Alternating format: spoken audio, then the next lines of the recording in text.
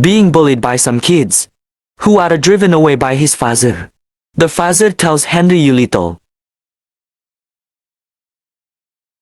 Henry then wakes up in a water tank, in a strange laboratory.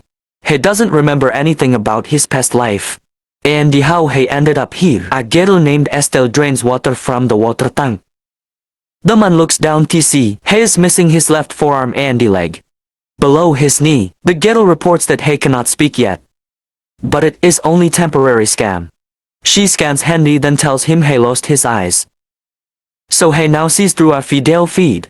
The laser scanner performs diagnostics, and the robotic voice confirms that the video channel is working correctly. Estelle attaches a bionic arm to him, and the machine welds it to his body. For the test, Estelle puts an apple in his palm. He squeezes it, and it completely explodes from the strength of bionics. She then sets up his leg, while the machine covers his hand with the skin. Estelle reveals that she is actually his wife, but he may never remember this.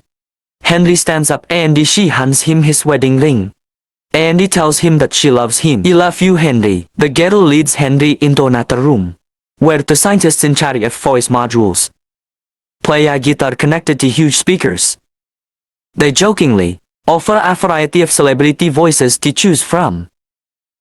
I am your father, Robert enough. Sorry, Mom. How about we use Henry's voice? Yeah, whatever you say. You're the boss, boring. But suddenly there is a level 4 security breach, and the lights go out. The door is blown open by an explosion, killing one of the scientists. The group of Russian mercenaries enters, and he secures the room. Then their leader named Aiken enters and he begins to inspect Henry. He plans to create an army of mechanically engineered soldiers like Henry. Aiken asks the scientist to remind Henry what condition he arrived in. The guy says that Henry's skull was dented in, and the eyes were missing, and his jaw was shredded to pieces. The bottom half of his jaw was shredded to pieces. Just about right, so Estelle has literally rebuilt him. Aiken lifts the scientist up using telekinesis, and he kills him. Estelle plays loud music on huge speakers, which buys them some time to escape. They run into the ventilation shaft, through which they enter a freezer full of corpses. Estelle says that if Aiken gets a hold of her work, he will turn them into ruthless killers for his army. The couple reaches an escape pod. Since the pod is the last one left, Estelle puts Henry in and he intends to stay, but the guy takes her with him. They evacuate the flying lab, but pull the parachute too late, and he crash onto a bridge below. They get out. Oh God. Hey, it's mercenaries. Put me down, but another group of mercenaries finds them, and he approaches. They underestimate you, okay? Let them get close and he then engage. Henry tries to fight back, but he clearly doesn't have enough power to resist. A group of men, then the leader of the group tasses him.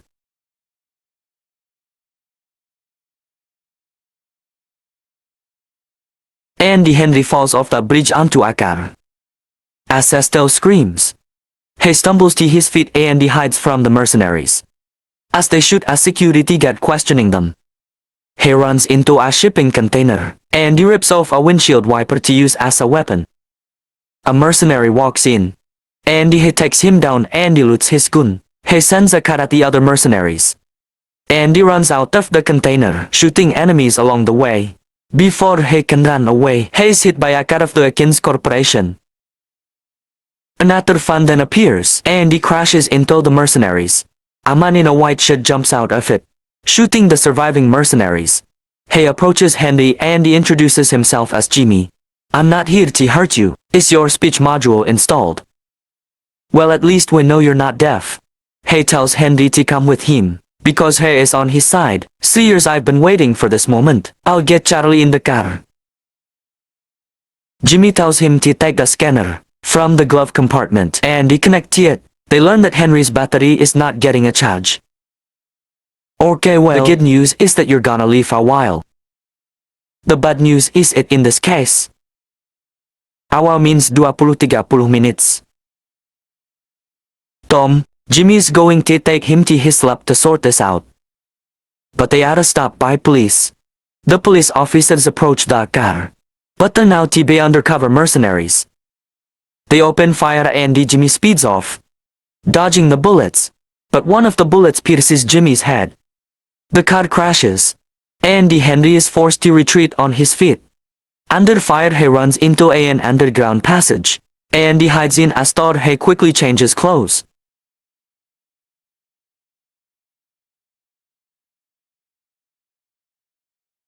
But the pursuing officer notices him. Henry gets into a fight with them, eventually killing one of them. Henry dashes out of the subway, and he boards the first bus that comes across. A little later, a homeless man enters the bus. Andy takes a seat across from Henry. He grabs his hand. I'm gonna have to hurt you, Henry. But it's for your own good, Matty. Just give me your arms. Shit, it's me. It's Jimmy, homeless. Jimmy pulls a tracker out of his wrist. Andy he says that he needs to find Slick. Dimitri Ackerman kill him and he take his charging pump. He gives him a phone with a map of Dimitri's location. All you gotta do is break in, sir. Kill him, open up his rib cage. Take out his beating heart. He can eat it. I'm kidding. I'm kidding, don't fucking eat his heart. Under his heart, his cherry pump. Bring that to me. Jimmy notices a dude in a funny jacket on the street.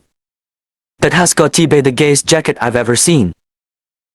He sticks his head out of the window to ask where he bought it, but the dude fires at him with a flamethrower.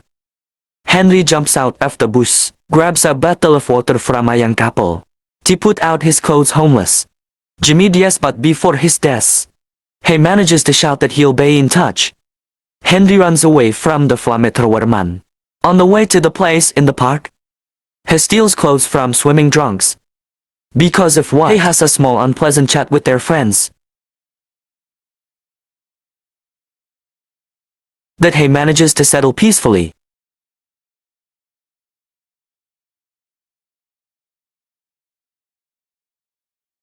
You mean without killing anyone? He reaches Dimitri's home. Using parkour, he climbs inside the building, and he sneaks along the entrance, bypassing all the mercenaries. But in the elevator, he stumbles upon one gangster with guards. And he is forced to open fire, using the man as a human shield. He makes his way through a bunch of fighters, shooting them right and left. As a result, he ends up in Dimitri's apartment, where some kind of database is located. He sees Dimitri sitting motionless at the desk. Henry kicks him down, but he still doesn't move. Estelle's video call distracts him from the job. She reveals that Aiken has already begun to forge his army, and soon it will be too late to stop him. At this moment, Dimitri jumps up and he attacks Henry. A hot firefight erupts in the apartment. Dimitri jumps out of the window and he runs away. Henry tries to catch up with him, now out of ammo, apparently having analyzed Henry. Dimitri yells at him what are the main components he consists of. Henry rappels down the building on a rope, then sprints after Dimitri. During the pursuit, they parkour across the city, running up a large bridge over a river.